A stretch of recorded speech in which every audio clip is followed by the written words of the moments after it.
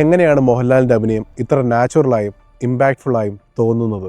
പല കോ ആക്ടേഴ്സും ഫിലിം മേക്കേഴ്സും പറഞ്ഞ കാര്യമാണ് മോഹൻലാലിന് ക്യാമറയ്ക്ക് മുന്നിൽ അഭിനയിക്കുമ്പോൾ പ്രത്യേക ഒരു തയ്യാറെടുപ്പിൻ്റെ ആവശ്യമില്ലെന്ന്. ലാൽ ഒരു ട്രെയിൻഡ് ആക്ടറൊന്നുമല്ല, അതുകൊണ്ട് തന്നെ ഒരു പ്രിപ്പയർഡ് ആയിട്ട് ആക്ട് ചെയ്യാൻ ലാലിന് പറ്റുകയില്ല. ഇത് എത്രത്തോളം പോസിബിളാണ്? ഒരു പ്രിപ്പറേഷനും ഇല്ലാതെ ഒരാൾക്ക് എങ്ങനെയാണ് പല ക്യാരക്ടേഴ്സ് ചെയ്യാൻ പറ്റുന്നത്?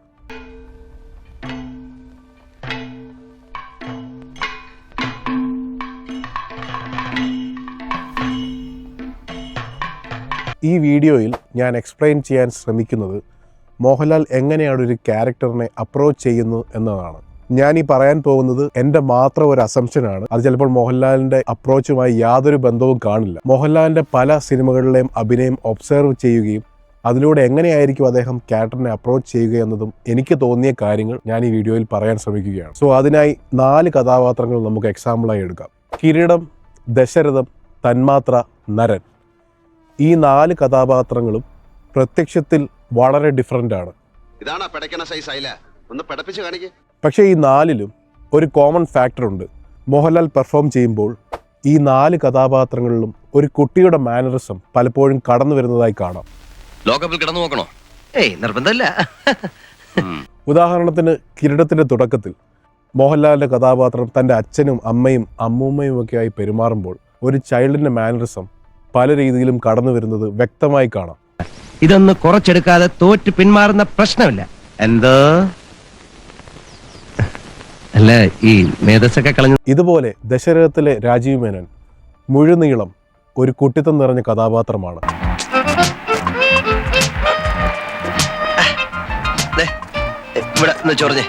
തന്മാത്രയിൽ രമേശൻ നായർ തനിക്ക് മെമ്മറി ലോസ് സംഭവിക്കുന്നത് മുതൽ തൻ്റെ കുട്ടിക്കാലത്തിലേക്ക് തിരിച്ചു പോവുകയാണ്.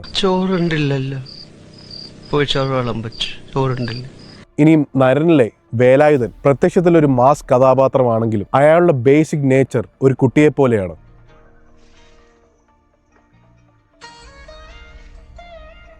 ഈ 4 സിനിമകളിൽ മാത്രമല്ല, പല ക്യാരക്ടേഴ്സും എടുത്ത് നോക്കിക്കഴിഞ്ഞാൽ മോഹൻലാലിന്റെ ഒരു കുട്ടിത്തം അല്ലെങ്കിൽ ഒരു ചൈൽഡിഷ് നേച്ചർ കടന്നു വരുന്നതായി നമുക്ക് വ്യക്തമായി കാണാം.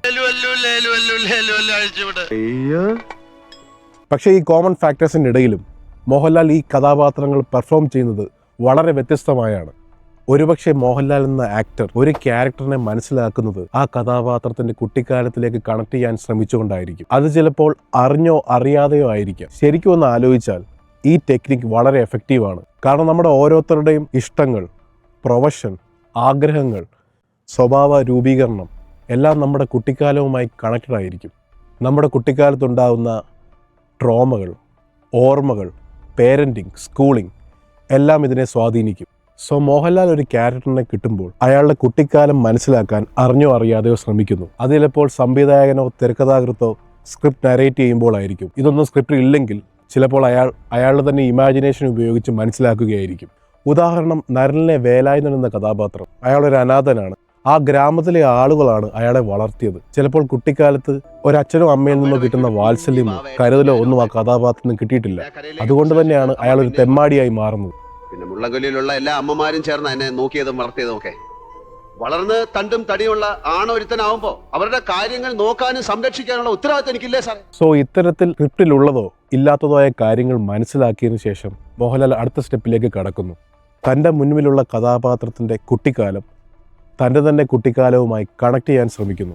ഈ രീതി കോൺസ്റ്റന്റൈൻ സ്റ്റാൻസ്ലോസ്കി ഡെവലപ്പ് ചെയ്ത് പിന്നീട് മറ്റു പല ആക്ടിംഗ് എക്സ്പേർട്സും ഉണ്ടാക്കിയെടുത്ത ഒരു മെത്തേഡ് ആക്ടിംഗ് ടെക്നിക്കാണ് അഫക്റ്റീവ് മെമ്മറി അല്ലെങ്കിൽ ഇമോഷണൽ മെമ്മറി എന്നാണ് ഇതിന് പറയുന്നത്.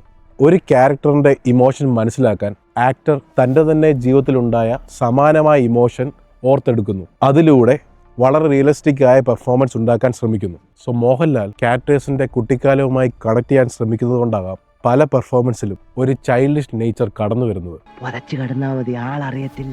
അതുകൊണ്ട് കൂടിയാകാം മോഹൻലാലിൻ്റെ പെർഫോമൻസ് നമ്മുടെ ഉള്ളിൽ ഇത്രയധികം കൊള്ളുന്നത്.